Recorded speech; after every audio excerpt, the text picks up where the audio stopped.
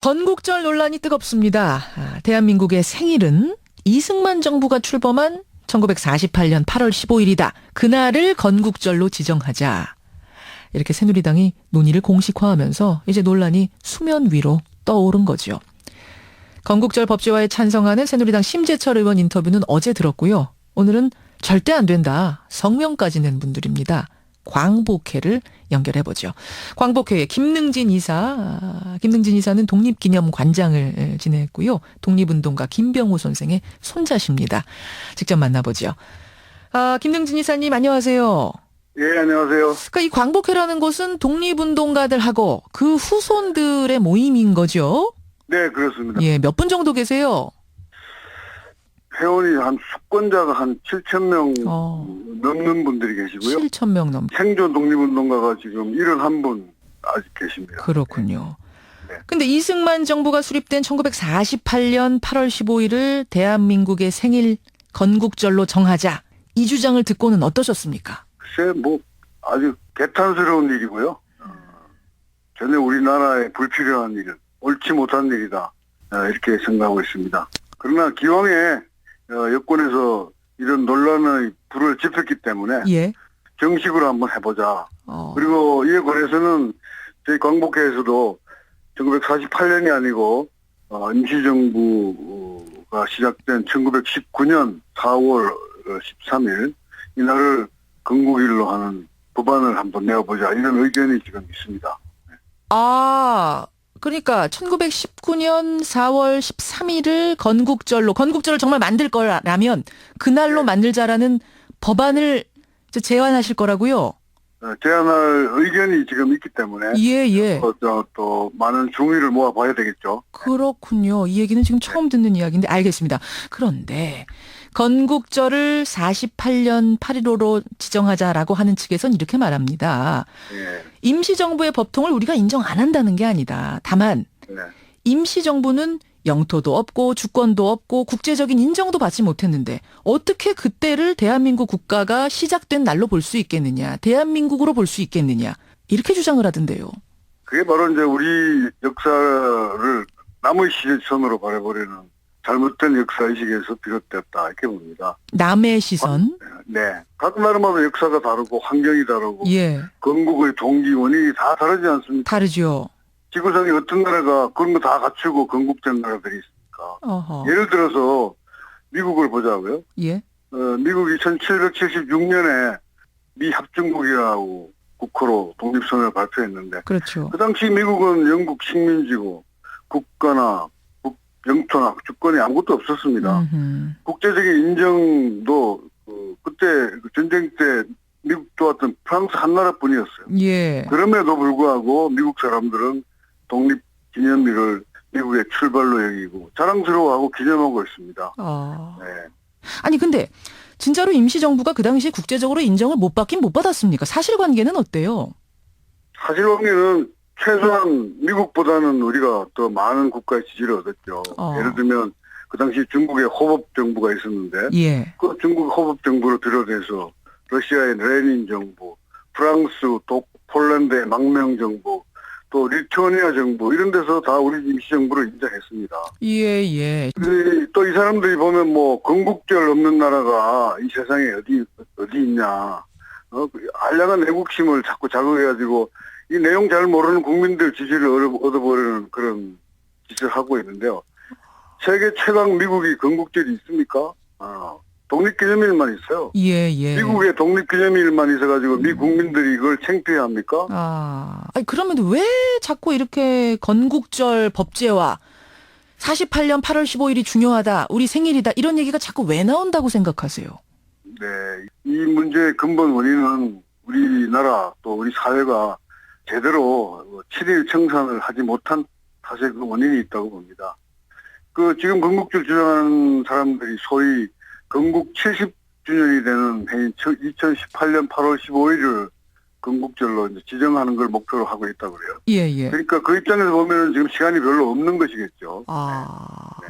근데 지금 이제 건국절을 48년으로 하면서 주장하는 이유는 그들이 이제 친일의 기억을 지우기 위해서다라고 말씀을 하셨는데 네. 근데 어제 심재철 의원은 저희 인터뷰에서 그러셨어요.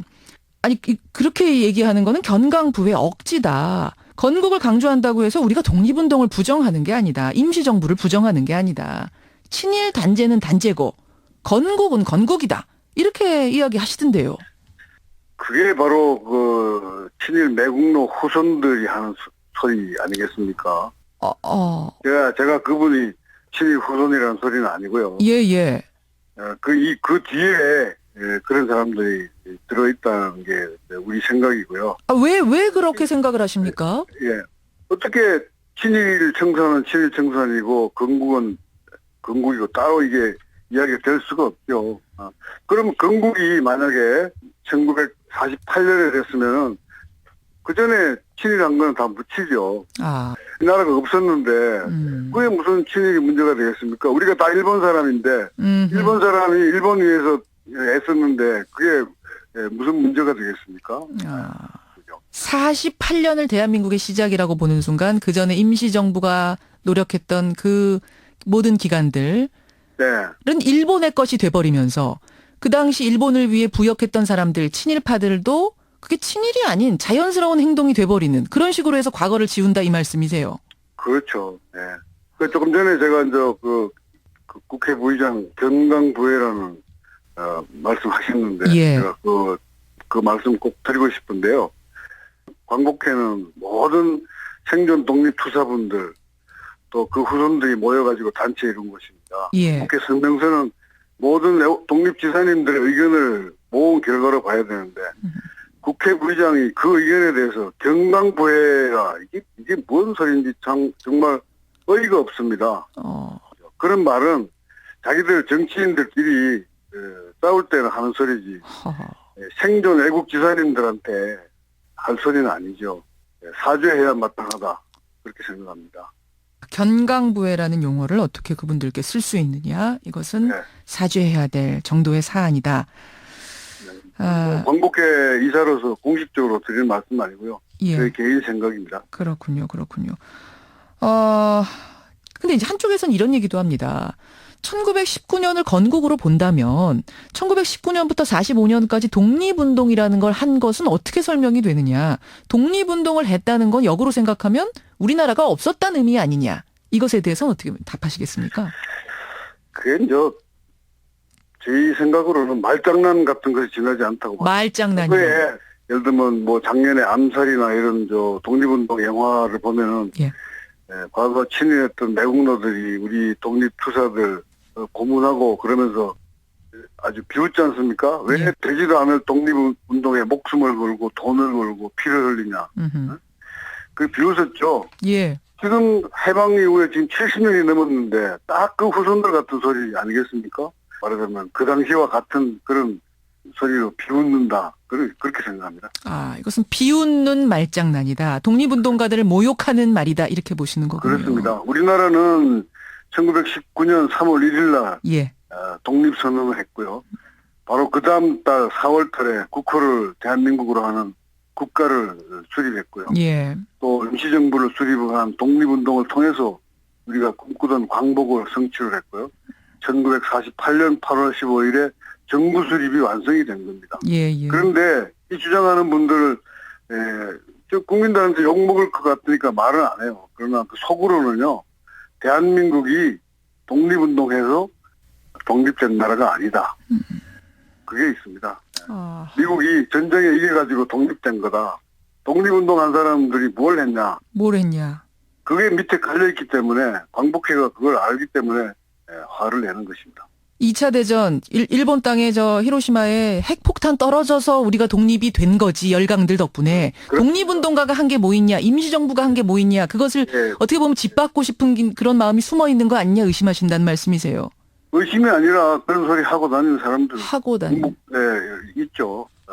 그리고 바로 그 점 때문에 이승만 대통령도 1948년 8월 15일에 정부 수립이라고 하고 대한민국 수립이라고 안 했던 것입니다. 왜냐하면 그렇게 하면 결국은 미국이 전쟁 이겨가지고 독립된 나라밖에 안 되기 때문에 이승만 대통령도 1919년을 민국 원년으로 삼은 것이죠. 사실은 이승만 정부조차도 재헌헌법에서 임시정부를 우리 국가의 출범으로 보고 있죠. 근데 지금에 와서 왜 우리가 건국절을 다시 48년이라고 우리의 역사를 왜곡하려고 하느냐 그 말씀을 하십니다. 그렇습니다.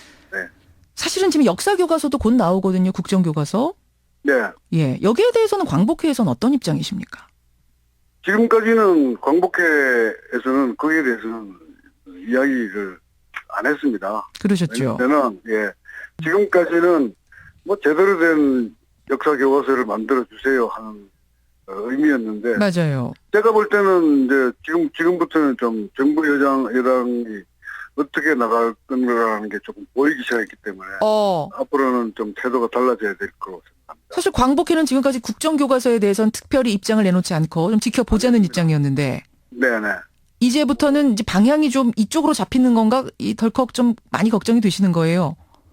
걱정되는 정도가 아니고요. 예. 초등학교 교과서에 1948년 8월 15일에 대한민국 정부가 수립되었기 때문에 대한민국이 수립되었다 이렇게 썼습니다. 예. 그러니까 양쪽 주장을 다 두 줄 속에 다 넣는 거죠. 혼합해서 넣는 방식. 네, 말도 안 되는 그런 표현이라고 생각하고요. 만약에 수능 시험을 본다면 정답이 두 개가 되는 거죠. 하하, 알겠습니다. 끝으로요, 이사님. 광복회를 대표해서 오늘 뭐 어렵게 나오셨으니까 국민들께 지금 듣고 계신 청취자들께 꼭 하고 싶은 말씀 한 말씀 있다면 좀 짧게. 이 건국절 논쟁은 보수 대 진보 논쟁이 아닙니다. 우리 광복회원의 절반 이상은 보수적인 입장에 가까운 분들입니다. 정치적으로는.